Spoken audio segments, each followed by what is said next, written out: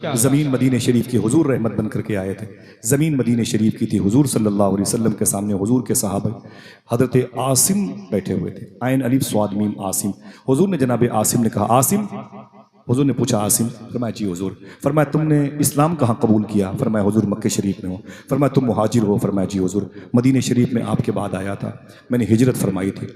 हुजूर फरमाते, आसिम तुम्हारी शादी हो गई है, अपनी शादी की कोई दास्तान बताओ, जिहालत के दौर की कोई बात बताओ। आसिम रोने लगे, बोले, हुजूर मुझसे न पूछें, जाहिलियत के दौर की कोई बात मुझसे न पूछें, हुजूर आपको तकलीफ होगी। मेरे आका फरमाते, ना ना ना ना ना ना, आसिम बयान करो। आसिम कहते हैं कि मैंने कहा, हुजूर आपका हुक्म है तो बयान करता हूँ। मेरी शादी हुई, शादी के 9 महीने के बाद मेरे घर में बेटी पैदा हुई। बात मक्के शरीफ की है, जहाँ लड़कियों को पैदा होना बहुत बड़ा जुर्म समझा जाता था। ये 2-3 बच्चियाँ वहाँ पर बैठी हुई हैं, है ना बेटा, यहाँ हो, यहाँ यहाँ हो, 2 बच्चे यहाँ हो, यहाँ यहाँ यहाँ बेटा, यहाँ हो, यहाँ यहाँ आ जाओ, आ जाओ, बैठो बैठो बैठो बैठो, लेके आ जाए आप, लेके आ जाओ बेटा, माशाल्लाह। यहाँ इधर तखत पे भेज। माशाल्लाह, बच्ची छोटी है, आ सकती है। हाँ, सुभान अल्लाह। दिल जिससे जिंदा है वो तमन्ना तुम ही तो हो, हम जिसमें बस रहे हैं वो दुनिया तुम ही तो हो, जो दस्तगीर है वो तुम्हारा ही हाथ है, जो डूबने न दे वो वसीला तुम ही तो हो। बेटा इधर बैठो, उधर मुँह कर लो, उधर मुँह कर लो, ऐसे बैठो आराम से। यार तुम भी बैठो, बैठो माशाल्लाह। एक बच्ची वहां पर और बैठी थी, तीनों दे दो। एक बच्ची वहां पर और बैठी थी, वो चली गई। सुभान अल्लाह। घर से बाहर निकलने के बाद, बच्चियों को देखने के बाद अपने बच्चे याद आ जाते हैं। इसको रखो, एक बच्ची वहां पर और बैठी, तो उसको भी दे देना इंशाल्लाह। बाकी अल्लाह मेरी माँ बहनों की जो मुबारक कहीं चली गई, बैठे बैठे बस, बात कोई बात नहीं, बाद में दे दीजिएगा, ठीक है। जरा मोहब्बत से कह दें सुभान अल्लाह। सुभान अल्लाह। बच्चियों से मोहब्बत करनी चाहिए। हुजूर ने बच्चियों से मोहब्बत फरमाया। इनके कदम की बरकतें हैं जो इनके भाइयों को, इनके बाप को मिला करती है। हुजूर फरमाते हैं कि ताकतवर को जो चीज़ मिलती है वो कमज़ोरों की वजह से मिलती है। सबसे ज़्यादा सिन्फ नाजुक, बेटी बैठी रहो, बैठी रहो, बैठी रहो, बैठी रहो, माशाल्लाह। छोटी बच्चियां बैठी रहे, माशाल्लाह, बस बैठे रहे। बस एक बात सुनने, ख़त्म हो गई कहानी, और आप सब याद आएंगे इंशाअल्लाह। दुआ करो हुजूर की पैदाइश का फैज़ हमारे दिलों को पाक करके अल्लाह अता फरमाए। आमीन। जनाब आसिम ने कहा कि हुजूर मक्के शरीफ में लड़कियों को जिंदा गाड़ा जाता था, लड़कियों को जिंदा दफन किया जाता था, और मेरे घर में मेरी शादी के बाद पहली बच्ची पैदा हुई तो मैं बहुत नाराज हुआ। मैंने जचा खान डिलीवरी होम में गया तो मेरी बीवी चीख रही थी दर्द से। मालूम है आपको एक बच्चे की पैदाइश पर दर्द कितना होता है माँ को? एक साइंसदान कहता है कि एक लड़के की पैदाइश पर माँ को जो डिलीवरी में दर्द होता है, अगर वो दर्द 60 या 70 मर्दों को बांट दिया जाए तो ये सब के सब मर्द मर भी सकते हैं। अल्लाह अल्लाह, इतनी तकलीफ इन माओं को होती है बच्चों की पैदाइश में। वो कहती है कि क्या हुआ? आसिम कहते हैं कि हुजूर मैंने अपनी बीवी से कहा बच्ची पैदा की है? उसने कहा हाँ, रब की मर्जी है, बच्ची हुई है। मैंने आगे बढ़ा और उसकी गोद से उस कच्ची बच्ची को उठा लिया और यूं जोर से मैंने उसे दबाया ना तो उसकी आंखें मेरे हाथ में निकल गई। मैंने फावड़ा लिया और जा करके दारुत तौहीद बिल्डिंग के बगल में मकबरतुश शीबका है, मैंने उसे उसमें गाड़ दिया। फिर 1 साल के बाद, 1.5 साल के बाद मेरे घर में बेटी पैदा हुई। हुजूर रोने लगे, फिर क्या हुआ? आसिम कहते हैं जब मुझे पता चला फिर बेटी पैदा हुई है तो मैंने उसको भी जाके अपनी बीवी की गोद से छीना और जैसे जोर से दबाया था ना उसके मुंह से खून निकलने लगा। मेरी हाथ में चींची करती हुई मर गई वो। मेरे अंदर जो शैतान हावी था उसके अंदर रहम नहीं, और मेरी बीवी रोती रही, वो दर्द से चीखती थी और बच्ची की जुदाई में रोती थी। इस तरीके से मैंने 5 बच्चियों को जिंदा ले जाकर के गाड़ा है, जिंदा गाड़ा है। हुजूर रो रहे थे, हुजूर की आंखों से आंसू निकलते थे, हुजूर की दाढ़ी शरीफ भीगती थी और फिर दाढ़ी शरीफ से आंसू हुजूर के जुब्बे मुबारक पे गिरते जाते थे। मेरे आका रोते जाते थे। अल्लाह अकबर। मालूम है जनाब आसिम से हुजूर ने कहा फिर क्या हुआ? जनाब आसिम कहते हैं 5वीं 6वीं मरतबे जब मेरी बीवी उम्मीद से हुई तो मुझे बिजनेस के लिए बाहर जाना था और मैं तकरीबन 1.5-2 साल के बाद वापस आने वाला था। जनाब आसिम कहते हैं हुजूर मैंने अपनी बीवी से कहा सुन, तू उम्मीद से, तेरे पेट में मेरी मोहब्बत की निशानी है। अगर बेटा पैदा हो तो उसे पाल लेना, बेटी पैदा हो तो उसकी गर्दन मरोड़ करके उसे दफन कर देना। मुझे किसी को अपने हतामात नहीं बनाना है। साहिबों कितना बुरा दौर था हुजूर के दौर आने से पहले मक्के का। नंगे लोग काबे का तवाफ करते थे, पत्थर को खुदा कहते थे। अपनी बेटियों को पैदा होने के वक्त ही उसकी गर्दन मरोड़ करके उसे दफन कर देते थे। समझ रहे हैं? अभी भी वो मक्के शरीफ में मकबरतुश शीबका मौजूद है, जहां पर आप जाएं तो बच्चियों की रोने की आवाज़ महसूस होती है। रात के 1 बजे 2 बजे सूफिया कहते हैं मैंने बहुत आजमाया है, अगर अपने हाथ ऊपर ब्रिज के ऊपर से यूं करके बच्चियों की किसी कब्र के ऊपर यूं कर लें तो 4-5 मिनट के बाद हाथों में नमी पैदा होती है। इतनी अल्लाह की रहमतें वहां पर बरसती हैं। मेरे साथ कभी चल के चले तो मैं दिखाऊं आपको। सुभान अल्लाह। बड़ी मुबारक ज़मीन है, सुभान अल्लाह। मकबरतुश शीब का मालूम है, बच्चियों को यहाँ जिंदा गाड़ा जाता था। आसिम कहते हैं कि हुजूर ने कहा फिर क्या हुआ? मैंने कहा हुजूर मैं बिजनेस के लिए चला गया 1.5-2 साल के लिए, और तब तक मेरे घर में फिर बेटी पैदा हुई। मेरी बीवी ने कहा इसे नहीं मारूंगी जब तक मेरा शौहर नहीं आ जाएगा, मैं इसे पाल लूंगी। मेरी बीवी ने इसे पालना पोसना शुरू किया। आहिस्ता आहिस्ता वो 1.5 साल की हो गई। मैंने घर खबर भेजा कि मैं आने वाला हूँ। मेरी बीवी रोने लगी। सहेली ने कहा तेरा शौहर आने वाला, तू रोती क्यों है? तो मेरी बीवी ने कहा वो इस बच्ची को पर नाराज होगा, इसे मार देगा, इसलिए रोती हूँ, क्या किया जाए? तो सहेली ने कहा कि अगर तकलीफ ना हो तो इस बच्ची को मुझे दे दो, मैं इसे अपने घर में पाल लूंगी, मेरे घर में दिक्कत नहीं है, तेरा शौहर बड़ा जालिम है। बोले ठीक है। आसिम कहते हैं मेरी बीवी ने उस बच्ची को पड़ोस को दे दिया। मैं जब घर में दाखिल हुआ तो मेरी बीवी मेरे सामने थी, उसका चेहरा झुका हुआ था, उसका चेहरा मुरझाया था। मैंने कहा क्या बात है, खुश नहीं है? बोले कोई बात नहीं, आइए घर के अंदर तशरीफ। आप खैरियत से हैं? मैंने कहा हाँ खैरियत से हूँ। मैं घर के अंदर गया। मैंने कहा ये बता तेरे पेट में मेरी मोहब्बत की निशानी थी, वो क्या हुई? बेटा की बेटी। मेरी बीवी ने कहा कि वो बेटी पैदा हुई थी। बोले फिर? बीवी ने कहा कि झूठ बोला कि मैंने उसे जिंदा गाड़ दिया है। जनाब आसिम ने कहा बहुत अच्छा किया, तूने बाप दादा की रस्मों पर तूने अमल किया है। मैं अंदर बैठ गया, मैंने खाने पीने की तैयारी की। अचानक उसी वक्त थोड़ी देर के बाद पड़ोस के घर से वो बच्ची मेरे घर में आ गई। पड़ोस के घर से वो बच्ची मेरे घर में आ गई। अरे मेरे घर में क्या, ये घर तो उसी बच्ची का था। क्या बात। अभी तो मामला पेंडिंग में है। जनाब आसिम ने उसे देखा तो डांट के बोले ये कौन है? तो आसिम कहते मेरी बीवी ने कहा ना ना ना आप नाराज मत हो, ये पड़ोस की बच्ची है, मैं इसे वापस करती हूँ। ये इसे वापस कर दिया। तो आसिम कहते खबरदार कोई लड़की मेरे घर पे कदम न रखे, मैं इनके मनहूस चेहरे को नहीं देखना चाहती, मुझे नफरत है, नहूसत होती है इनको देख करके। बच्चियां, कैसा जालिम आदमी है, दामाद बुलाएगा अपने घर में, इस किस्म के ताने दिए जनाब आसिम ने। हुजूर फरमाते फिर क्या हुआ? आसिम कहते हैं लेकिन हुजूर अक्सर 2 4 5 मिसाल के तौर पर घंटे नहीं थे, फिर भी कुछ न कुछ देर के बाद वो लड़की मेरे घर में आ ही जाती थी। मैंने उसे तमाचे मारे, भाग गई, फिर आ जाती थी। मैं उस पर सख्ती करता था, वो लड़की भाग के फिर आ जाती थी। अचानक कहते हैं कई दिन गुजर गए। एक दिन मैंने देखा कि वही बच्ची मेरी बीवी के दुपट्टे के करीब, बावर्ची खाने के करीब खड़ी होकर के मेरे चेहरे की तरफ देख रही थी।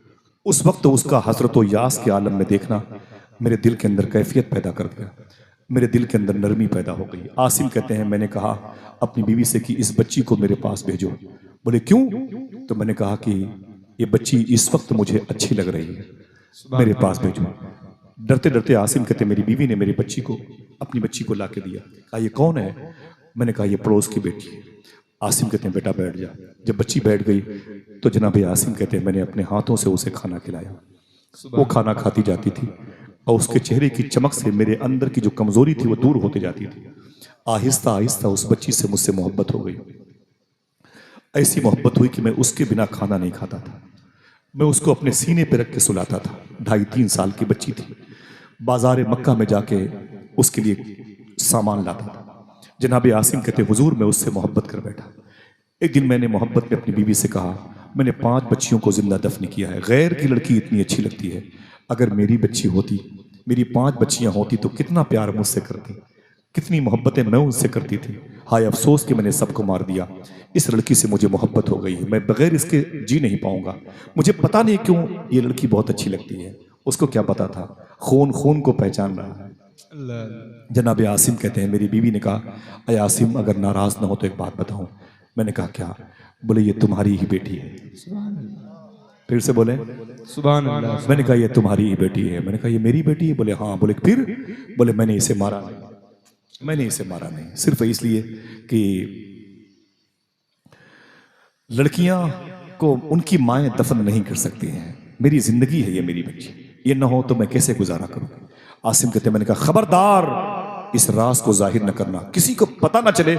आसिम अपने घर में बच्चियां पालता है। दरवाजे बंद कर दिए जाते थे सख्ती के साथ। लड़की बड़ी होती रही, बड़ी होती रही। एक दिन मक्के में ये बात फैल गई आसिम के घर में लड़की रहती है। बस नापाक दोस्तों की मेजॉरिटी ने आसिम कहते हैं मुझे बुला लिया और बुला के बिठा लिया और बिठा के मुझे बोले और टॉर्चर किया। बोले जालिम आसिम कहीं के, लड़की को पालता है।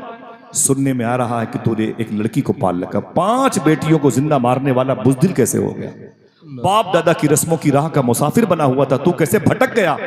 जालिम बेटी पालता है, तेरे घर में कोई दामाद आएगा तेरी बेटी की इज्जत लूटने के लिए, पागल हो गया है तू? उसे मार दे वरना तेरा बाईकाट कर दिया जाएगा। आसिम कहते हैं इतना सुना तो मेरे अंदर का नफ्स गालिब आ गया। शैतान मेरे अंदर का जाहिर हो गया, वो जाग गया। बस मैं गुस्से में सीधे अपने घर आया दौड़ते हुए, मैंने लात मारी, दरवाजा खुल गया तो मैंने क्या देखा, मेरी बीवी आंगन में बैठी हुई है और मेरी वही 3 साल की बच्ची मेरी बीवी के रान पर सर रख करके अपने बालों को कंघियों से साफ करवा रही है। बस इतना मैंने देखा तो गुस्से में भरा हुआ था। मैंने जल्दी जाकर के अपनी उस बच्ची के बालों को यूं पकड़ा और पकड़ करके अपनी बीवी की गोद से उसे यूं उठा लिया। टंग गई मेरी बच्ची मेरी गोद में, और जैसे उसे उठाया मेरी बीवी तड़प गई। आसिम, ये क्या हुआ? आज नजरें कैसे बदली हुई हैं? जिस लड़की से इतनी मोहब्बत करते थे उसे कैसे तुम जुल्म उस पर कर रहे हो? कहते मैंने एक लात मारी तो मेरी बीवी का सर फट गया, दरवाजे से जाके लगी। मैंने फावड़ा कुदाल उठाई और अपनी बच्ची का बाल पकड़ के घसीटते हुए उसे लेके जाने लगा। हुजूर रो रहे थे, हुजूर की आंखों में आंसू थे। जनाब आसिम कहते लेकिन हुजूर उस वक्त क्या हुआ? अचानक मेरे कानों में आवाज आई, आसिम खबरदार, इसे मारना नहीं। आसिम खबरदार, इसे मारना नहीं। आसिम खबरदार, इसे मारना नहीं। जनाब रिसालत माप कहते आसिम फिर क्या हुआ? जनाब आसिम कहते हुजूर मैंने पीछे मुड़ के देखा, आवाज थी, आवाज देने वाला कोई नहीं था। मैं डर गया, मैंने समझा जमीन फट जाएगी, मैं मर जाऊंगा, आसमान मेरे ऊपर गिरेगा, मैं दब जाऊंगा। फिर लेके बड़ा उस बच्ची के बालों को पकड़े हुए था, उसे घसीट रहा था। फिर आवाज, आसिम खबरदार, इसे मारना नहीं, इसे मारना नहीं, आसिम इसे मारना नहीं। मैं आगे बढ़ता रहा, मुझसे बर्दाश्त न हुआ। फिर मैं डरता रहा, आगे बढ़ता रहा, डरता रहा, आगे बढ़ता रहा। आखिर वो जगह आ गई जहां बच्चियों को जिंदा दफन किया जाता है। मैंने जल्दी जल्दी गड्ढा खोदा और उसमें अपनी बच्ची के बाल को पकड़ के उठा के पटक दिया उसमें। जब बच्ची को मैंने उसमें पटका तो एक पांव से मैंने बच्ची के गर्दन पे, उसके सीने पर अपना पांव रखा और एक पांव से मैंने अपना बैलेंस बराबर किया। बच्ची मेरी चीखती रही, मेरे बाप मुझे क्यों मारते हैं आप? मेरे बगैर तो आपने खाना नहीं खाया, मैं आपके सीने पर सोती थी, मैंने कौन सी चीज़ आपसे मांग लिया, आप नाराज हो गए? मैं उसके जवाब को ना देता तो मेरी बच्ची की आंखें अल्लाह की तरफ चली गई। आसिम कहते हुजूर मेरी बच्ची की आंखें अल्लाह की तरफ चली गई और फिर मेरी बच्ची ने इतनी बात कही थी और उसकी सांस दब गई। मुझे याद आता है कि मेरी बच्ची ने कहा था, ऐ मेरे मौला, तुझसे मैंने पैदा होने के लिए नहीं कहा था, तूने अपनी शान अपनी मर्जी के मुताबिक पैदा किया था। मेरा कसूर क्या था? मैंने कौन सा जुल्म किया था इस मुआशरे पर कि मुझे मुझ जैसे सिर्फ नाजुक को इतनी बेदर्दी के साथ मारा जाता है? बस मेरे मौला, तुझे तेरी रहमत की कसम, भेज दे किसी ऐसी शख्सियत को जो जमीन पे रहमत बन के आ जाए। भेज दे अपना कोई ऐसा दोस्त जो जमीन के उजड़े हुई इस आशियाने को तरतीब से सजा दे। भेज दे ऐसी कोई कलाई, ऐसा कोई हाथ जो इस जुल्म की कड़ाई के पंजों को मरोड़ सके। भेज दे मेरे मौला। मैं दुनिया से जा रही हूँ, लेकिन मेरे मौला अब मेरे बाद कोई बच्ची इस तरीके से दफन न हो। मेरी बच्ची की आखिरी जुमले थे। आसिम कहते हैं बस मुझ पर शैतान हावी था और बच्ची मैंने दफन की। मैं घर आया, मेरी बीवी अचानक मेरे घर से भाग गई, मेरा घर उजड़ गया, मैं पागल हो गया, लिबास फाड़ के मक्के में घूमता। ऐ आमीना के लाल, आप आ गए, आप आ गए, आप मिल गए तो मेरी जिंदगी बच गई। आप मुझे सिर्फ इतना बता दें, मैंने 5-6 बच्चियों को जिंदा मारा है, अल्लाह मेरी खताओं को माफ़ करेगा कि नहीं करेगा? हुजूर फरमाते हैं ईमान लाने से पहले का जुर्म है, अल्लाह ज़रूर माफ़ करेगा। आसिम ने हुजूर के कदम को चूम करके कहा था, ऐ मदीने वाले आका, रहम व करम पे अपनी उम्मत को अपने अंदर समेटने वाले आका, मुझे सिर्फ इतना बता दें, 5 बच्चियों को मैंने जिंदा दफन किया था। जिंदा दफन के वक्त कोई बच्ची जब मैं लेके जाता था तो वो आवाज नहीं आती थी, आसिम खबरदार, आसिम खबरदार, आसिम खबरदार, इसे मानना नहीं। 6वीं बच्ची को जब मैं दफन करने के लिए लेके जा रहा था तो ये आवाज आ रही थी। हुजूर मुझे सिर्फ इतना बता दें, वो आवाज कैसी थी, वो आवाज किसकी थी? आखिरी जुमले सुने, मैं इसे चुपके से बोलूंगा। हुजूर ने रो के फरमाया था, लेकिन आपको जोर से सुभान अल्लाह कहना है। अल्लाह फरमाता है, वमा अरसलनाका इल्ला रहमतल लिल आलमीन। जैसे आसिम ने कहा, हुजूर मुझे ये तो बताएं वो आवाज कैसी थी जो आखिरी बच्ची के दफन करने वक्त आती थी? अय आसिम, इसे मारना नहीं, खबरदार।